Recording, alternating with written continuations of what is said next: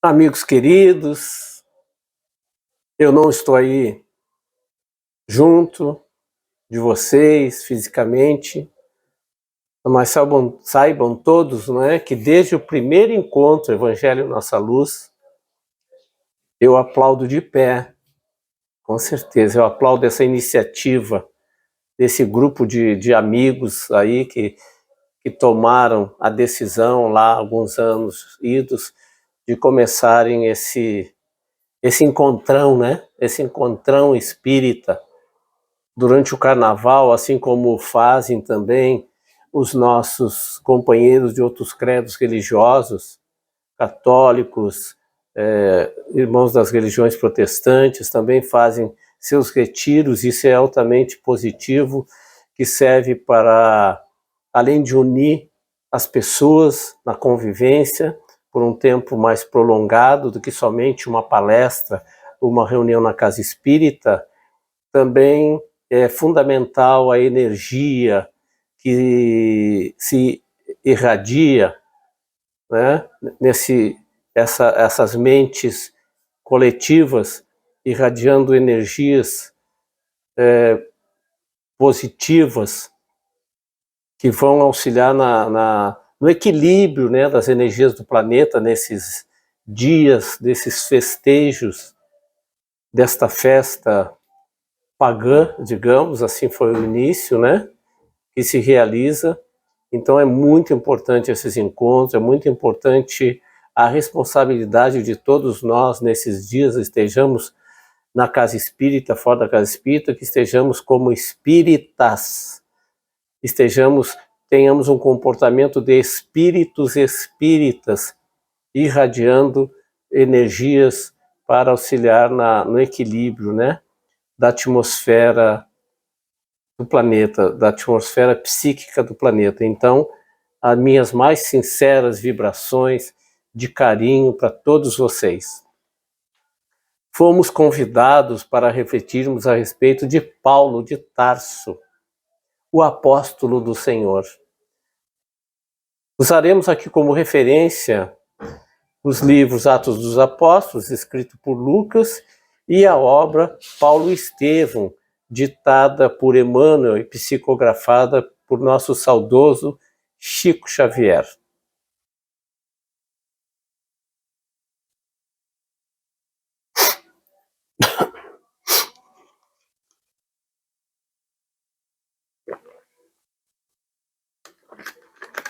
Na introdução, não, para. Na introdução do livro Paulo Estevão, Emmanuel nos adverte. Eu falo nos adverte porque eu acho que quando consideramos que ele nos instrui, quando consideramos que a mensagem é uma instrução e não uma advertência, nós deixamos de guardar a orientação e que eu considero que essa mensagem é para mim, com certeza, para auxiliar no meu despertar do cristão verdadeiro, que é o que eu busco. Se alguém aí quiser aproveitar a deixa de Emmanuel, sirva-se à vontade, use sem moderação. O livro Paulo Estevão, diz Emmanuel, vem apresentar, antes de tudo, a figura do cooperador fiel, na sua legítima feição de homem transformado por Jesus Cristo e atento ao divino ministério. As igrejas amornecidas da atualidade e os falsos desejos dos crentes, coloca Emmanuel, nos diversos setores do cristianismo, justificam as nossas intenções. A intenção dele de escrever, de ditar este livro, Paulo Estevão. Em toda parte, há tendências à ociosidade do espírito e manifestações de menor esforço. Muitos discípulos disputam as prerrogativas de Estado, enquanto outros, distanciados voluntariamente do trabalho justo, suplicam a proteção sobrenatural do céu. Templos e devotos entregam-se gostosamente a situações acomodatícias. preferindo as dominações e regalos de ordem material. Observando esse panorama sentimental, é útil recordarmos a figura inesquecível do apóstolo generoso. Então, vamos fazer alguns comentários a respeito daquele que nasceu Saulo e posteriormente foi chamado Paulo. Era um judeu da diáspora. A diáspora, como sabemos, é a dispersão dos judeus, especialmente ali nos arrebaldes da Judéia, durante as perseguições. E também, posteriormente, os judeus se distribuíram, migraram, né, para vários locais do mundo. Então foi em Tarso, que é uma cidade famosa por seus filósofos, suas escolas, na época, que nasceu Saulo, entre os anos 5 e 10 da era cristã. Não há uma data, uma confirmação do ano do seu nascimento. Lembrando que atualmente a Cilícia, a região onde ficava e fica a cidade de Tarso, né? Desculpem, fica a cidade de Tarso, pertence à Turquia. Esta criança que no momento da circuncisão, como sabemos, um ritual judaico, ele era de uma família judaica, recebeu o nome de Saulo. Os seus pais, embora judeus, gozavam de privilégios da cidadania romana. Privilégios que podiam ser conseguidos pelos habitantes das províncias de duas formas: como recompensa por serviços prestados ou pelo desembolso de vultuosa quantia. Falando claramente, né, comprava-se o título de cidadão romano também. Esse fato da dupla cidadania, judeu e romano, serviu de instrumento para Paulo quando ele elabora a sua estratégia de ir pregar o evangelho em Roma, realizando um desejo de Jesus. Nós falaremos disso posteriormente, falaremos melhor a este respeito. Então, como a tradição prescrevia, ensinar um trabalho útil às crianças, e Saulo aprendeu o ofício de tecelão. Então ele era desde tenra idade tecelão, tecer pano de barracas, de tendas, que eram muito usadas naquela época, naquela região. Ainda na adolescência, Saulo segue para Jerusalém, onde se torna discípulo do grande Gamaliel, no Templo de Salomão, preparando-se como discípulo de Gamaliel para ser um devotado rabino no Templo de Jerusalém. O próprio Paulo, na Epístola aos Gálatas, afirma, ele assim escreveu: e me avantajava no judaísmo sobre muitos da minha idade e linhagem, pelo extremo zelo às tradições de meus pais. Assim vemos que ele se destacava dos seus pares, sendo um ardoroso defensor de Moisés. Isso a história nos mostra. Atos dos Apóstolos, o livro que estou usando como referência, além de Paulo e Estevão, Atos dos Apóstolos, digamos que mais de 2/3 desta obra escrita por Lucas narra a transitória terrena de Saulo, posteriormente Paulo, e lá Lucas relata o episódio do sacrifício, da lapidação de Estevão. E lembrando que Lucas estava presente em Jerusalém, posteriormente Lucas participa de algumas viagens com Paulo e quiçá esteve inclusive posteriormente em Roma, quando Paulo estava prisioneiro. Como sabemos, neste encontro que estamos aqui finalizando, né? Talvez outros companheiros já destacaram aqui estas verdades. Mas nós vamos também falar a respeito que Saulo desencadeou severa perseguição aos homens do caminho. Assim eram chamados os primeiros cristãos, os homens do caminho.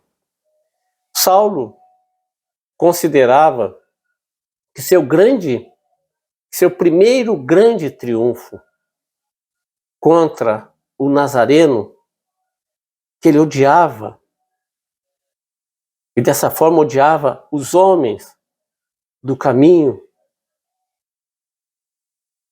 que pregavam as verdades que o crucificado deixou na terra.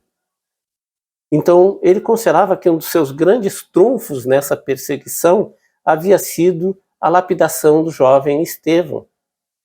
Em Atos dos Apóstolos, capítulo 7, versículo 58, assim narra Lucas: as testemunhas deixaram os seus mantos aos pés de um jovem chamado Saulo e apedrejavam Estevão, que exclamavam: meus irmãos, minhas irmãs. As últimas palavras de Estevão seriam de ódio? Seriam de revolta? Seriam de agressividade? Vamos ver o que Lucas escreveu em Atos dos Apóstolos, capítulo 7, versículo 60. Estevão exclamava: Senhor Jesus, acolhe o meu espírito. Dobrando os joelhos, gritou com voz forte: Senhor, não os condenes por este pecado. Com essas palavras, coloca Lucas, adormeceu. E Saulo estava lá, consentindo, talvez vibrando efusivamente na execução de Estevão. Depois desta decisão, em que ele, Saulo, solidário junto com outros companheiros do Sinédrio para a lapidação de Estevão, começa uma luta na intimidade desse Filho de Deus, pois sabemos, através da obra Paulo e Estevão, que Estevão, que foi lapidado naquele momento, era irmão de Abigail. E Abigail era a noiva de Paulo.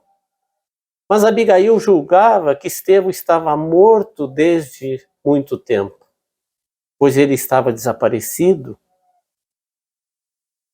Ela não tinha contato com o irmão há longo tempo. E como nos mostra Emmanuel na obra citada, naquele momento da lapidação, ela reconhece naquele indivíduo que foi condenado à lapidação, o irmão. Após esse episódio, Abigail entra em profunda tristeza por presenciar a morte do irmão querido. E também era o momento da descoberta, do reencontro com seu irmão, e ela não pôde voltar a conviver com ele em vida. Abigail perde interesse pela existência, resultado de muita tristeza. Depois deste evento, vem a se converter à mensagem cristã, às verdades da Boa Nova. E foi através de Ananias. Ananias contribuiu para a conversão de Abigail, que vem a morrer como cristã. Com a morte de Abigail, Paulo fica enfurecido, resultado da tristeza profunda pela morte daquela que ele amava, sua noiva querida. E ainda mesmo ele piorava, pois ele não tolerava se sentir o culpado pela perda do seu grande amor. Né? Quando é que ele iria imaginar que aquele homem que ele conduziu à lapidação era o irmão da sua noiva que ele tanto amava? Então ele se colocava como culpado pela morte de Abigail. E pior ainda, passou a odiar Ananias, porque Abigail ainda morre convertida ao cristianismo. Colocava a culpa por todas essas coincidências penosas da sua vida naquele homem que foi crucificado, que ele não conseguia compreender aquele homem. Adoecido, ensandecido, enfurecido pela dor.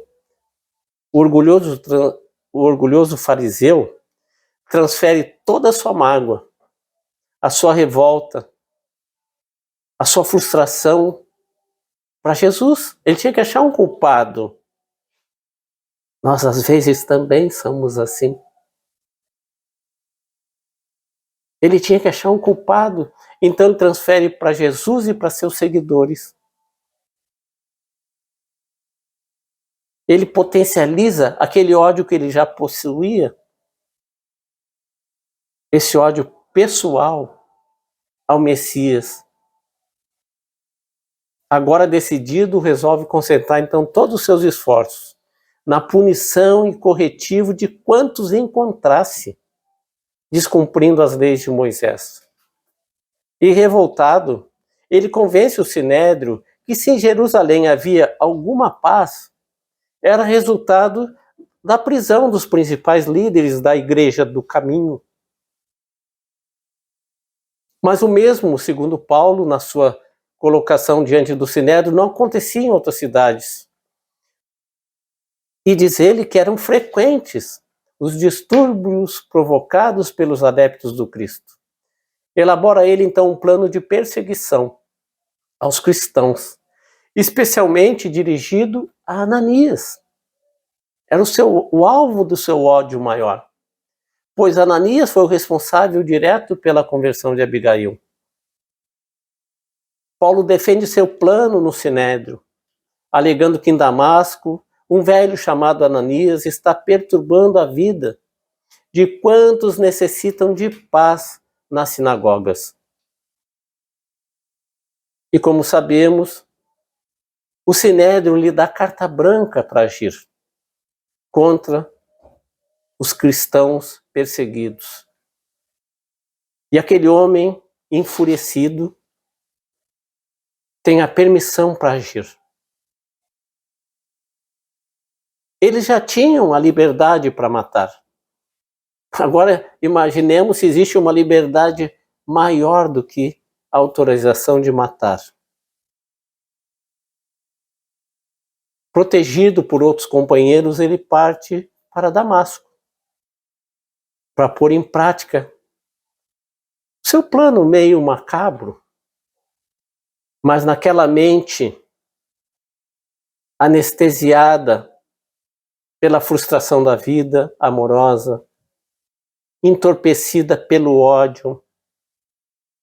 Não queiramos estar nessa situação, e talvez já estivemos nessa situação, nessa existência, e sabemos o quão dolorido foi.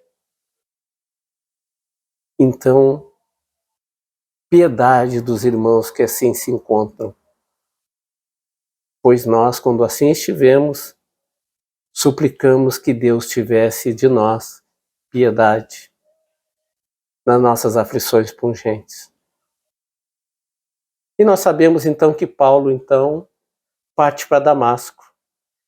E é no caminho, na estrada de Damasco, que acontece o episódio da transformação. Chegando perto de Damasco, subitamente o cercou um resplendor de luz que vinha do céu. E caindo Paulo em terra, cai do cavalo, literalmente, né? E nós gaúchos usamos muito esse termo, caiu do cavalo, né? De uma forma às vezes até pejorativa, mas Paulo literalmente caiu do cavalo. E ouviu uma voz que lhe dizia: Saulo, Saulo, por que me persegues? Então, na estrada de Damasco acontece o chamado mais importante na vida de Saulo até ali. Saulo, Saulo, por que me persegues? Diz-lhe a voz. Nas entrelinhas nós podemos ler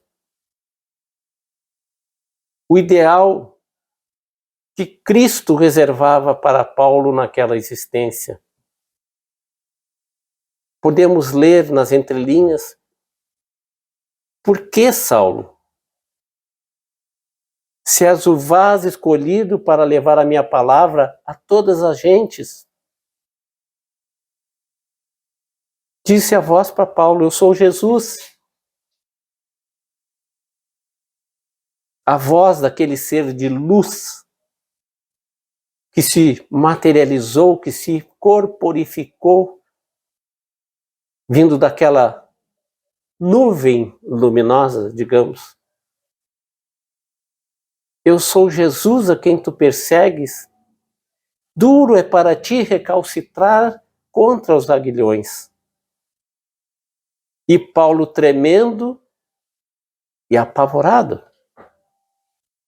aquele orgulhoso judeu que saiu de Jerusalém com carta branca para perseguir e matar os seguidores da Boa Nova,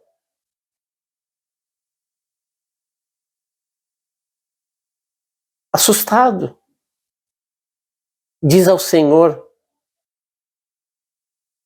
mas já submetido, submisso, porque Paulo diz Senhor. Ele já chama Jesus de Senhor. O que queres que eu faça? Interessante essa resposta, essa mudança instantânea de Paulo. Como sabemos, Paulo foi o escolhido por Jesus, que o visita na estrada de Damasco e cumpre a ele a árdua tarefa de potencializar a divulgação da nova doutrina, da nova mensagem, a mensagem do amor, retirando essa boa nova dos limites de Jerusalém e levando-a aos gentios, aos não-judeus, de todas as partes do mundo civilizado daquela época. Como sabemos, Saulo fica cego por 3 dias, sem comer ou beber algo, abandonado em uma hospedaria em Damasco.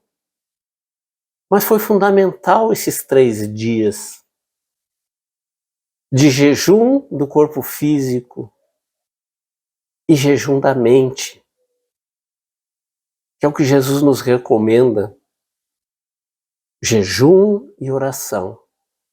Jejuar é cuidar, vigiar os nossos pensamentos.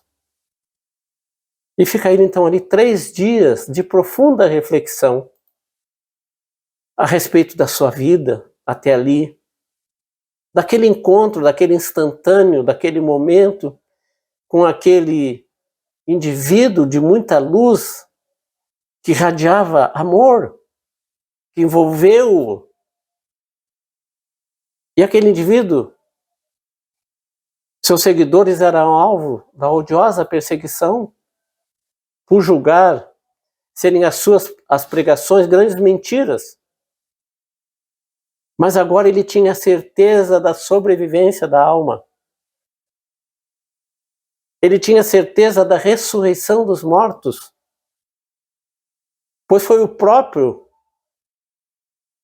Jesus que vem lhe testemunhar essas verdades, verdades que ele se negava a aceitar e as combatia, e agora essa verdade torna-se evidente. Como negar? Na carta aos Coríntios, no capítulo 15, Paulo prega a ressurreição espiritual e não a ressurreição material. Então, conta-nos Emmanuel. Vivia em Damasco um discípulo chamado Ananias. E olha que momento! Que momento! Né? Ali, 3 dias atrás, na estrada de Damasco, Jesus se apresenta. Diz a Paulo, desperta, acorda.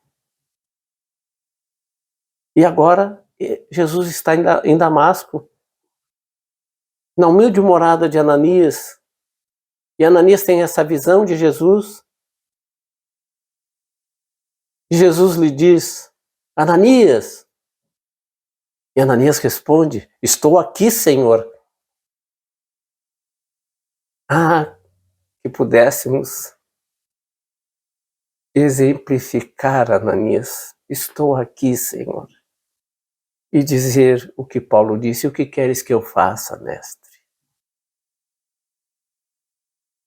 E o Senhor prosseguiu, conversando com Ananias, levanta-te, vai pela rua chamada à direita e procura na casa de Judas, por alguém de nome de Saulo, de Tarso. Ele está orando e acaba de ver numa visão um homem chamado Ananias entrar, pois Paulo estava cego, Saulo estava cego. Mas ele teve a visão, segundo Emmanuel, vendo esse homem entrar e lhe impor as mãos para que recobre a visão. Ananias respondeu, mas Senhor, ouvi de muitos a respeito deste homem. Quantos males fez a teus santos em Jerusalém? E está aqui com autorização do chefe dos sacerdotes para prender a todos os que invocam o teu nome. Mas o Senhor insiste com Ananias. Vai porque este homem... Olha que interessante. A predestinação de Saulo. E nós sabemos que a nossa missão, ela é preparada antes do nosso renascimento.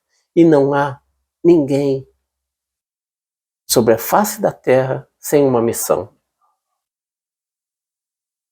E o Senhor insiste com Ananias, vai. Porque este homem é para mim um instrumento de escol, para levar o meu nome diante das nações pagãs, levar o meu nome diante dos reis e dos filhos de Israel. E Jesus coloca, eu mesmo, o Cristo, lhe mostrarei quanto lhe é preciso sofrer em favor do meu nome. Ali começa uma nova etapa na existência daquele homem que nasceu Saulo e ora ocorre uma metamorfose em Saulo. Como nos diz Raul Seixas, eu prefiro ser esta metamorfose ambulante do que ter aquela velha opinião formada sobre tudo. Que linda mensagem desse filósofo chamado Raul Seixas. E ocorre essa metamorfose com Paulo. Ter uma nova opinião, né, do que ter aquela velha opinião. Quando empreendeu a viagem para Damasco, Saulo era orgulhoso, cujo nome significa aquele a quem se pede, se solicita algo. Orgulhoso ao se erguer após a queda do cavalo. Mas a visão extraordinária... Imaginem, né? O orgulho. O camarada cai do cavalo. O garboso, o poderoso Saulo, seguidor de Gamaliel, cai do cavalo. O ego, o orgulho ferido. Mas só quando ele se levanta, ele tem a visão extraordinária do Cristo, ele estava transformado. Era o escravo. Que queres que eu faça, Senhor? É o que roga. Por isso mesmo haveria de trocar seu nome para Paulo. Posteriormente, que significa modesto. pequeno, humilde servidor. O Mestre chama-o da sua esfera de claridades imortais. Paulo tateia nas trevas das experiências humanas e responde: que queres que eu faça, Senhor? Entre ele e Jesus havia um abismo, mas ele soube transpor esse abismo da transformação do homem velho no homem novo. Ele transpôs esse abismo em decênios de luta, mas foi uma luta constante. A perspicácia da fé. Paulo não podia negar seus atos realizados, mas ele transforma esse sentimento de culpa agora numa espécie de energia propulsora para seguir na estrada de Jesus, seguir literalmente os passos de Jesus e decidido a fazer diferente, modificando-se. A sua transformação transformou o pensar de muitos que viram que era possível. Para nós, esse exemplo, essa analogia, é possível sair do fundo do poço e alçar, buscar a luz espiritual que está ao alcance de todos nós, desde que tenhamos a vontade firme de atingir o objetivo que nos propomos. Amparo dos benfeitores espiritual nunca nos faltou, não nos falta e não nos faltará. Por amor a esse ideal que ele abraça naquele momento da transformação, ele é perseguido, caluniado, açoitado, apedrejado, até ser condenado à morte. Mas lega à humanidade o maior exemplo do que o autêntico cristão pode e deve realizar em prol da evangelização de si e do mundo. Ou seja, a libertação do homem das suas imperfeições. Ele foi perseguido. Um dos motivos que ele era perseguido, ele começa a anunciar Jesus como Rei, Senhor, o Filho de Deus. E estes eram os mesmos títulos que as pessoas usavam para se referir ao imperador de Roma. Então, sendo assim, ele era uma constante ameaça política também. Assim como Jesus falava, né? Os judeus falavam, o rei dos judeus, meu reino não é deste mundo. E Paulo passa a ser uma ameaça política. Os romanos e os gregos adoravam vários deuses. Eles acreditavam que os deuses mantinham as cidades seguras. Paulo não só acrescenta Jesus na lista desses deuses existentes, mas dá a entender nas suas pregações que esses deuses são impotentes ou até mesmo uma farsa. Mais um motivo para ele ser perseguido. Paulo havia uma proposta de Jesus, confiando naquele missionário, que ele fosse o missioneiro, de ir pregar o Evangelho, a Boa Nova, em Roma, o coração do império. A cidade pulsante, a cidade do imperador.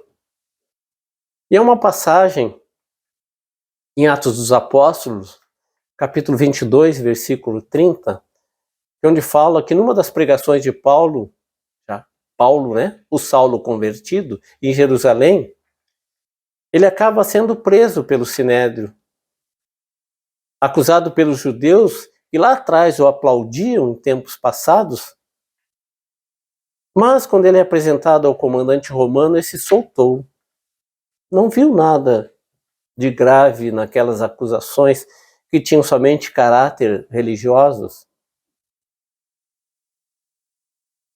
E ele chama esse comandante, os líderes do Sinédrio, que eles se reunissem, e manda trazer Paulo e coloca Paulo diante deles. Mas a animosidade crescia. Coloca Lucas em Atos dos Apóstolos 23:10.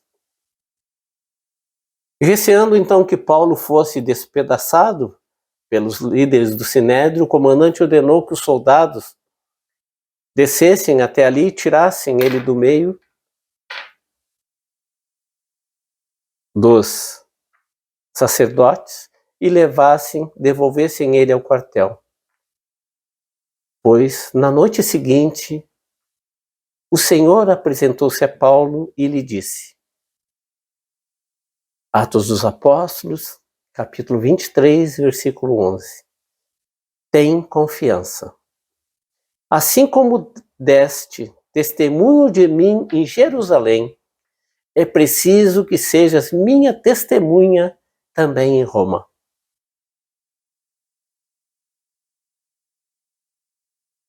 E Paulo estava na condição de prisioneiro dos romanos.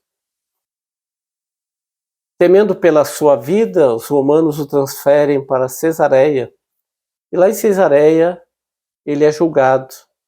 Quando ele diz, estou diante do tribunal de César e é aqui que devo ser julgado. Não pratiquei nenhum crime contra os judeus. Como vós, fala ele, a autoridade romana, reconhecestes perfeitamente. E Paulo disse, cometi alguma injustiça ou alguma coisa que mereça a morte, não recuso-me a morrer. Mas se não há nada daquilo de que me acusam, ninguém pode entregar-me a eles. E é aqui que está a estratégia. Ele, como cidadão romano, ele apela a César. Ele queria ser julgado pelo imperador. Ele, como cidadão romano, era um direito que ele havia conquistado lá quando nasceu, né? A sua dupla cidadania, judeu e romano. Ele apela ao imperador. E Festo, que era o novo governador da Judéia, conversa com o seu conselho e diz a Paulo, a César apelastes, a César irás. Aqui está a estratégia. Quem leva Paulo para Roma? Os romanos. Ele viaja em segurança. Não em segurança das intempéries, que nós vamos ver que a viagem foi muito tumultuada, com tempestades, com náufrago, né? Só que Paulo, durante essa viagem longa e tumultuada, né? Ele vai pregando a boa nova, ele vai convertendo, inclusive, a tripulação das navegações, das naus em que ele viajava. Ele vai convertendo as populações de onde ele parava, sempre sob a proteção do Império Romano. Durante 16 anos após sua conversão, ele pregou no Vale do Jordão, na Síria e na Cilícia. Foi especialmente perseguido pelos judeus que o consideravam o grande traidor. Paulo viajou aproximadamente 20 mil quilômetros nas suas viagens missionárias. Este homem, o apóstolo que não viveu com o Cristo, mas o apóstolo que viveu o Cristo de forma completa durante a maior parte da sua existência e deu a sua vida pela mensagem de Jesus.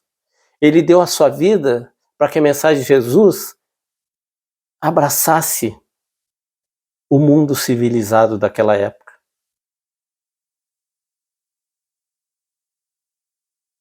As cartas de Paulo, que chegou até nós, 14 cartas, mas talvez a sua produção literária tivesse sido um pouco maior. Ele estava sob a inspiração de Jesus, através da presença amiga da espiritualidade ao seu lado. A espiritualidade ao seu lado, representada por Estevão. Escreveu as suas epístolas, as epístolas paulinas, alguns ensinamentos que ele nos legou através das suas epístolas. Todas as coisas me são lícitas, mas nem todas me convêm. O amor é sempre paciente, nunca é invejoso, não é rude nem egoísta, não se ofende nem se ressente, mas se regozija com a verdade. Ainda que eu falasse a língua dos homens e dos anjos, se não tiver caridade, sou como o bronze que soa, ou como o símbolo que retine. Que o amor não seja fingido, que seja sincero e aborreça o mal. O amor é sofredor, é benigno. O amor não é invejoso, o amor não trata com leviandade, não se ensoberbece, não se porta com indecência, não busca os seus interesses, não se irrita, não suspeita mal, não folga com a injustiça, mas folga com a verdade. Tudo sofre, tudo crê, tudo espera, tudo suporta. Pois não faço o bem que quero, mas o mal que não quero, esse pratico. Deus não nos deu um espírito de timidez, mas de força, de amor e de poder.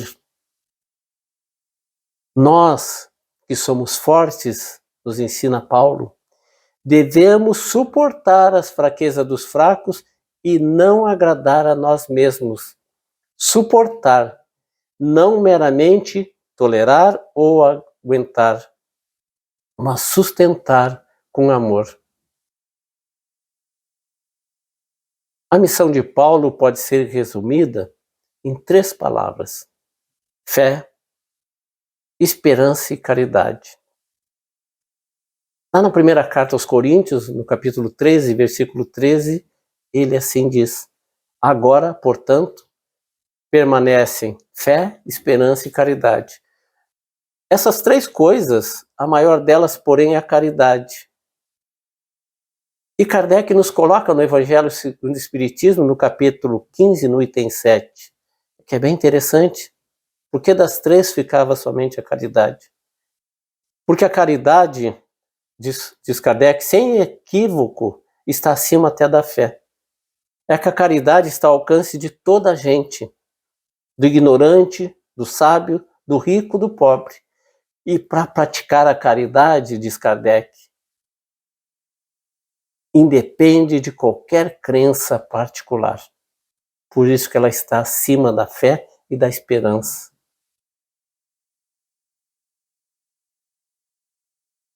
O grande instrumento da fé de Paulo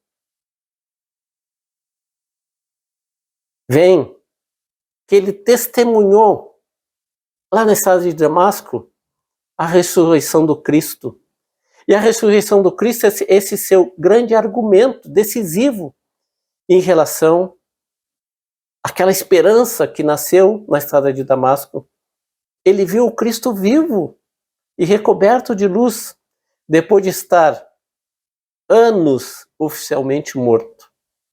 Dessa forma, para Paulo, a descoberta mais retumbante foi que o ser não morre para sempre, que existia a grandeza da imortalidade, a existência de outro corpo leve e luminoso que permite a sobrevivência do espírito, de que é preciso aceitar a leve tribulação do momento que passa, como ele afirma, em troca da paz de consciência. na viagem do espírito no retorno à pátria verdadeira, o plano espiritual. E assim ele coloca na sua primeira carta aos Coríntios, no capítulo 15, versículos 40 ao 44. Há corpos celestes e há corpos terrestres. Pois assim será quando os mortos ressuscitarem. Quando o corpo é sepultado, é um corpo mortal, mas quando é ressuscitado, será imortal. Será que nós estamos falando aqui do espírito e do perispírito? Mas é Paulo. 18 séculos antes de Kardec. Quando o corpo é sepultado, é um corpo mortal, mas quando é ressuscitado, é imortal. Quando é sepultado, é feio e fraco, mas quando é ressuscitado, é bonito e forte. Quando é sepultado, é um corpo material, nos diz Paulo, mas quando é ressuscitado, é um corpo espiritual. Está lá na carta de Paulo aos Coríntios, capítulo 15, entre os versículos 40 e 44. E ele completa, é claro, que se existe um corpo material, então tem de haver um corpo espiritual. Para mim, amigos e amigas, uma das mais claras explicações da existência do corpo perispiritual. Nós vemos assim, então, que esse inesquecível tecelão trazia desde o berço a determinação do seu ministério divino. Mas cá entre nós, quem estará no mundo sem um ministério de Deus? Ah, mas nós dizemos que ainda não sabemos qual a nossa tarefa na obra do Criador, ou que não temos conhecimento e experiência que a tarefa requer. Mas Jesus nos chama de várias maneiras para nos alistarmos no seu exército, sermos os soldados da paz e que usemos como nossas armas o seu evangelho interpretado à luz da doutrina espírita. Como nós vemos, Paulo recebeu um apelo direto. Mas, na verdade, todos os homens menos rudes têm a sua convocação pessoal ao serviço do Cristo. As formas podem variar, e variam, mas a essência do apelo é sempre a mesma.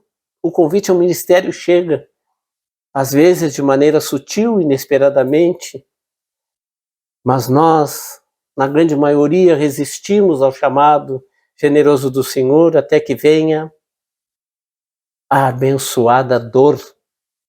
Ela nos visita, ela vem nos mostrar a necessidade de fazer o bem pelo bem. E é um chamado necessário, pois que muitas vezes abrimos mãos de sermos o benfeitor. Necessário se faz, então, que naquele momento tenhamos que ser alistados na condição de aluno da mestra dor. Em muitas ocasiões, nós teimamos em abrir mão de sermos os protagonistas no palco da nossa vida. E aí temos que passar de benfeitor a necessitado. E esse tempo é necessário para a reflexão, tal qual aconteceu com Saulo, que após 3 dias de reflexões profundas, transformou-se em Paulo, lá na humilde hospedaria de Damasco. Paulo é o apóstolo dos gentios. Desejo de Jesus. Quem são os gentios? Somos nós, os não-judeus. Então, Paulo, muito obrigado. Gratidão pelo teu trabalho como peregrino que fizestes, que a Boa Nova fosse espalhada para a humanidade da época, locais onde com certeza vivemos em outras existências, talvez, não é? A época que Paulo viveu tem alguma semelhança com nossos dias. Por um lado, o materialismo. Pelo outro lado, a religião, cultuada exteriormente. Mas é chegada a hora de nós, espíritas. O espiritismo nos convida à constante espiritualização da nossa fé. Rompermos com o materialismo que nos mantém anestesiados para as coisas divinas. Cumpre-nos, da mesma forma que Paulo, tentar interiorizar o Cristo em nós, levando conosco o seu Evangelho, e onde quer que estejamos, exemplificamo-lo. Exemplifiquemos o Evangelho. É difícil, mas não é impossível. Temos que fazer esforço. Conhece-se o verdadeiro espírita pelo esforço que faz para domar suas más inclinações. A reeducação do espírito, para isso estamos aqui, nessa abençoada existência em contato com o Consolador prometido. Exemplificar o Evangelho de Jesus, não só pelas palavras, mas pelas nossas atitudes. Encerrando a nossa reflexão, uma mensagem de Emmanuel. Formulamos votos para que o exemplo do grande convertido se faça mais claro em nossos corações, a fim de que cada discípulo possa entender quanto lhe compete trabalhar e sofrer por amor a Jesus Cristo.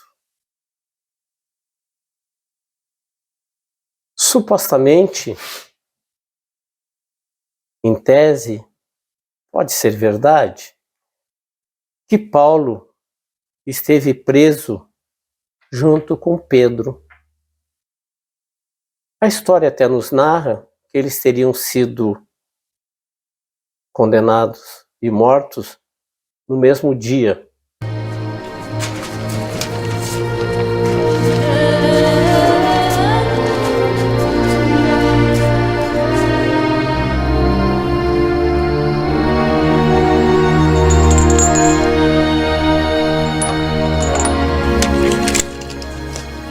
Eu posso me despedir? Adeus, meu irmão. Não é adeus. Mas eu gostaria de lhe fazer um último pedido. Eu gostaria de beijar-lhe os pés. Pés que caminharam ao lado do meu Senhor. Paulo, meu irmão. Foram os teus pés que levaram Jesus para os confins da terra.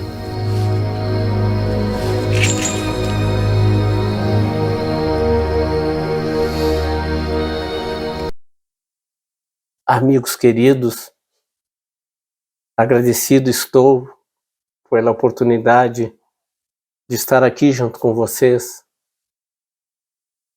nesta terça-feira de manhã. Recebam o meu fraterno e ardoroso abraço de consideração, de respeito, e continuarei presente em Santa Maria ou distante de Santa Maria a aplaudir essa iniciativa do Evangelho Nossa Luz.